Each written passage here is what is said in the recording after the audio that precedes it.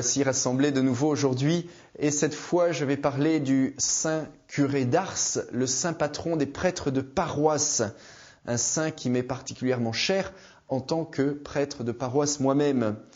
Alors, le témoignage, la vie du curé d'Ars est une vie qui nous touche beaucoup. Vous vous souvenez, c'était un séminariste qui a fait beaucoup d'efforts pour essayer d'apprendre le latin, qui a été malheureusement, qui a eu tellement de difficultés au séminaire qu'il a été rejeté d'un séminaire. Il a essayé ailleurs, ça ne marchait toujours pas. Et puis, au point que ses résultats et ses notes étaient tellement catastrophiques que la mention sur son dossier de séminariste, la mention que ses supérieurs lui ont faite, c'était se résumer en un mot, qui est encore écrit donc sur ce dossier que l'on a avec nous, et c'est ce terme en latin imbecillimus. Voilà, c'est-à-dire que le curé d'Ars, c'était tout simplement non seulement un imbécile aux yeux du monde, mais c'était en plus le plus grand des imbéciles. Voilà, imbecillimus, c'est vraiment ce pauvre gars-là, on peut rien y faire, on peut rien en tirer, et il pourra jamais être un prêtre. Alors, nous connaissons la suite. Eh bien, il ne s'est pas désespéré, il a continué à garder espoir. Il savait que c'était le Seigneur qui l'appelait, et donc il a persévéré grâce à un prêtre plus âgé qui lui a donné quelques cours de latin, quelques leçons privées particulières, jusqu'au jour où son évêque, devant tellement de détermination, va décider de l'ordonner prêtre. Il va demander au père spirituel du curé d'Ars, mais est-ce qu'au moins il aime la Vierge Marie? Et nous savons que ce prêtre a dit, ah oui, la Vierge Marie, il l'aime beaucoup. Et alors l'évêque qui lui dira, au moins la Vierge Marie va compléter, va suppléer peut-être à tout ce qui peut manquer dans sa propre formation spirituelle et intellectuelle. Et alors voici que le curé d'Ars est ordonné et rapidement il va être envoyé dans cette petite paroisse d'Ars. En fait, on va choisir la paroisse la plus éloignée dans le diocèse de Lyon, cette paroisse à Ars, une petite paroisse où il y avait presque aucun paroissien. Comme ça, on était sûr que toutes les hérésies que ce brave curé dirait tomberaient que dans quelques oreilles, voire quelques oreilles sourdes, tellement que les personnes étaient âgées. Bien. Et celui-ci, il va commencer son ministère à genoux devant le Saint-Sacrement. Il voyait bien qu'il y avait tout à faire. On lui a dit, on t'envoie là-bas parce qu'il n'y a rien à faire. Et donc, à partir de 4 heures du matin, tous les jours, le voici à genoux devant le tabernacle, dans l'adoration. Il passait au début de son ministère jusqu'à 3 heures d'adoration, souvent dans des températures qui étaient proches du 0 degré. Et le voici qui allait intercéder, prier, supplier le Seigneur de lui donner toutes les âmes pour sa paroisse, que toutes ces âmes puissent revenir à Dieu le Père. Et alors, ensuite, on connaît le déroulement de sa vie, le Seigneur va bénir sa prière, va répondre à toutes ses demandes, et petit à petit, les paroissiens d'Ars, les gens d'Ars vont revenir à la paroisse, et des personnes de bien au-delà d'Ars vont venir pour se confesser auprès du curé d'Ars, et pour recevoir de lui ce sacrement de réconciliation et sa bénédiction.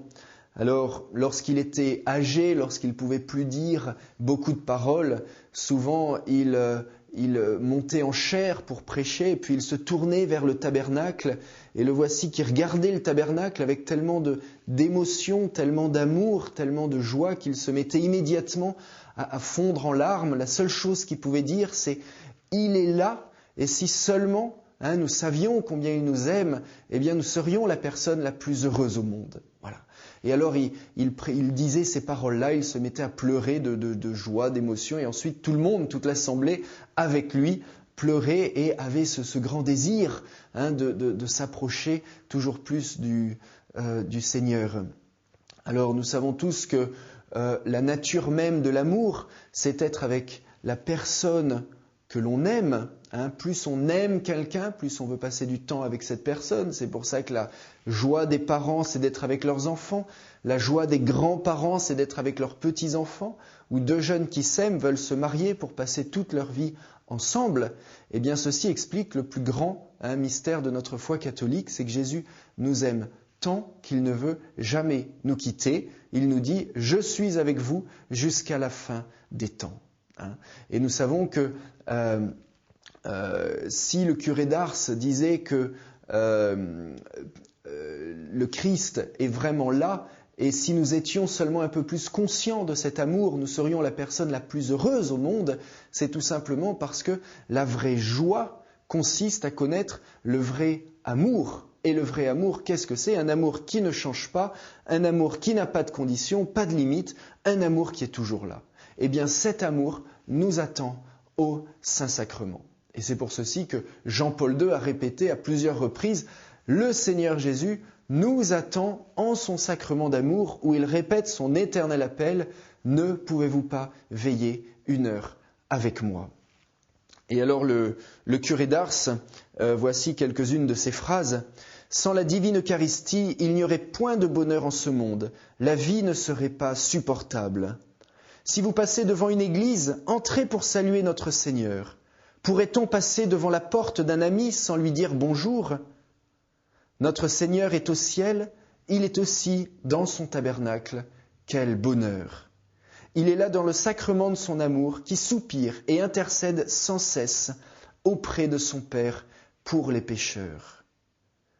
Mais qu'est-ce que le Seigneur fait dans le tabernacle ? Il nous attend.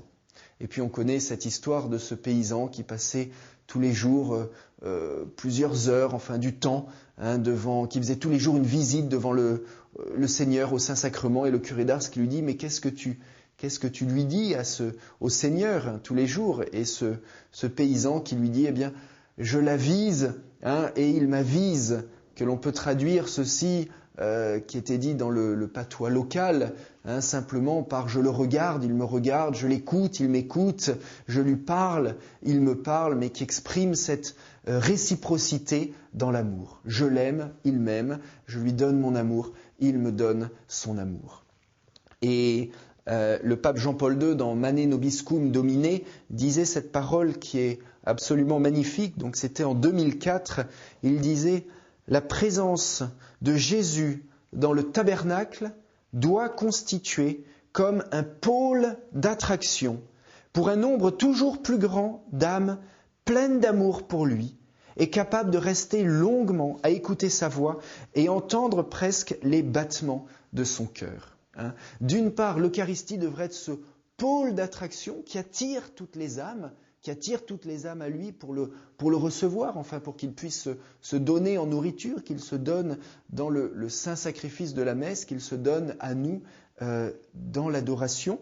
Donc un pôle d'attraction et qui attirerait des âmes qui sont prêtes à passer des longues heures, rester longuement, à écouter sa voix et entendre les battements de son cœur. Et c'est vrai que dans l'adoration se crée une telle intimité, une relation tellement forte, tellement authentique entre le cœur de Jésus et notre cœur que Jean-Paul II parlait d'entendre les battements du cœur de Jésus. On peut dire qu'en venant devant le Saint-Sacrement, eh bien c'est le Christ qui va partager avec nous, qui va nous donner, qui va placer dans notre cœur ses propres désirs pour que nous soyons animés par les désirs même du cœur de Jésus et que nous puissions vivre de ces désirs, de cet amour qu'il a déposé dans notre cœur lorsque nous allons vers cet amant, vers cet aimant divin qui nous attire à lui.